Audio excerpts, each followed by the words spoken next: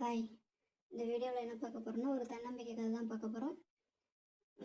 நான் என்னுடைய வேலையை செஞ்சுக்கிட்டே இந்த கதையை சொல்ல போகிறேன். நீங்கள் உங்களுடைய வேலையை செஞ்சுக்கிட்டே இந்த கதையை கேளுங்க. டைம் ரொம்ப முக்கியம். அவங்கவுங்க வேலையை செஞ்சுக்கிட்டே டைம் வேஸ்ட் பண்ணாமல் இந்த கதையை கேட்கலாம். வாங்க வீடியோக்குள்ளே போகலாம். ஒரு ஊரில் ஒரு ராஜா இருந்தாருங்களாம். அந்த ராஜா வந்துட்டு ரொம்ப நேர்மையாகவும் ரொம்ப தன்னம்பிக்கையுடையவராகவும் வாழ்ந்து வந்தாருங்களாம். ரொம்ப நாள் உடம்பு சரியில்லாமல் இருந்ததுனால, தனக்கு அப்புறம் இந்த நாட்டை யார் பார்த்துக்கிறது, இந்த மக்கள் எல்லாம் யார் பார்த்துக்கிறது, பொறுப்பாகவும் தன்னுடைய கடமையை கரெக்டாக செய்கிறவர் யார் எப்படி தேர்ந்தெடுக்கிறதுன்னு யோசிச்சுட்டே இருப்பாராம் எப்பயுமே. அப்படி யோசிச்சுட்டு இருக்கும்போது ஒரு யோசனை வந்து காவலாளியை கூப்பிட்டு, இந்த ஊர் மக்கள்லாம் அரண்மனை முன்னாடி வர சொல்லுங்க அப்படின்னு சொல்லி தண்டோரா போட சொன்னாராம். காவலாளியும் ஊர் மக்கள்கிட்ட போயிட்டு, இன்று மாலை வந்து அரண்மனை முன்னாடி அனைவரும் வாங்க, இது ராஜாவுடைய உத்தரவு அப்படின்னு சொல்லி தண்டோரா போட்டாங்களாம். ஊர் மக்களும் என்னவா இருக்கும்னு ஒருத்தருக்கு ஒருத்தர் பேசிக்கிட்டு வந்து அரண்மனை முன்னாடி வந்தாங்க. வந்தோடனே என்னவா இருக்கும்னு எல்லாருக்குள்ளேயும் பேசிகிட்டு இருந்தாங்க. அப்போ ராஜா சொன்னார், நான் ஒரு போட்டி வைப்பேன், அதில் யார் வின் பண்ணுறீங்களோ அவங்களுக்கு வந்துட்டு இந்த ராஜாவுடைய சொத்துக்களில் பாதியும் என்னுடைய ராஜா பதவியும் அவங்களுக்கு அளிக்கப்படும். அதுக்கு முன்னாடி ஒரு நிபந்தனைன்னு சொல்லி ராஜா சொன்னாராம். என்னங்க ஐயா நிபந்தனைன்னு சொல்லி எல்லாரும் கேட்கும்போது, இந்த அரண்மனையோட கதவை திறக்கணும், ஒருத்தர் மட்டும்தான் திறக்கணும்.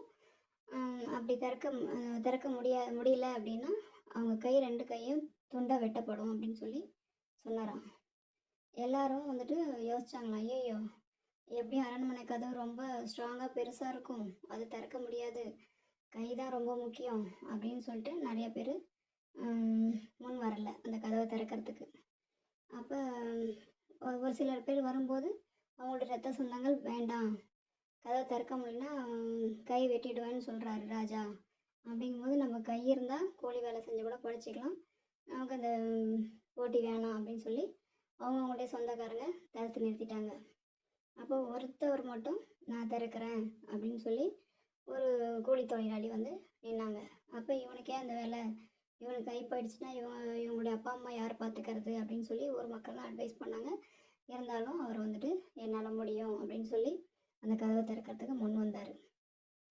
முன் வந்தோடனே ராஜா சொன்னார், இப்போ ஒரு தடவைக்கு 2 தடவை யோசிச்சுக்கோ, மறுபடியெல்லாம் கை வெட்டும் போது அழுனாலும் நான் விட மாட்டேன் அப்படின்னு சொல்லி சொன்னார்.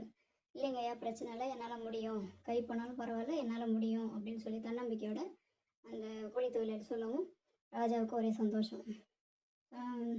சரிப்பா வாங்க, அந்த கதவை திறக்க சொல்லுங்கள் அப்படின்னு சொல்லி ராஜா உத்தரவு போட்டார். அந்த பையனும் திறக்கிறதுக்கு முன் வந்தான். இப்போ அந்த காவலாளி சொன்னார், ஒன்றும் பிரச்சனை இல்லை, இப்போ கூட பிரச்சனை இல்லை, நீ ஓடிடு, இந்த கதவை திறக்க முடியலன்னா கை வெட்டிடுவாங்க அப்படின்னு சொல்லி காவலாளியும் சொல்கிறாங்க. அதுக்கு அந்த கூலி தொழிலாளி, இல்லை என்னால் முடியும், நான் திறப்பேன் அப்படின்னு சொல்லிட்டு ஸ்ட்ராங்காக நின்னார் திறக்கிறதுக்கு ரெடியாக. சரி ஓகேன்னு சொல்லிட்டு திறக்க சொன்னோடனே போய் திறந்தாரு. ரொம்ப ஈஸியாக திறந்துட்டாங்க. என்னங்க ஐயா, இதில் எந்த ஒரு வெயிட்டும் இல்லை, ஈஸியாக திறக்க முடியுது, இது என்ன ஒரு போட்டி அப்படின்னு சொல்லி ஊர் மக்கள்லாம் கேட்டாங்க. அவனுக்கும் கூலி தொழிலாளிக்கும் ரொம்ப ஷாக்கிங்காக இருந்துச்சு.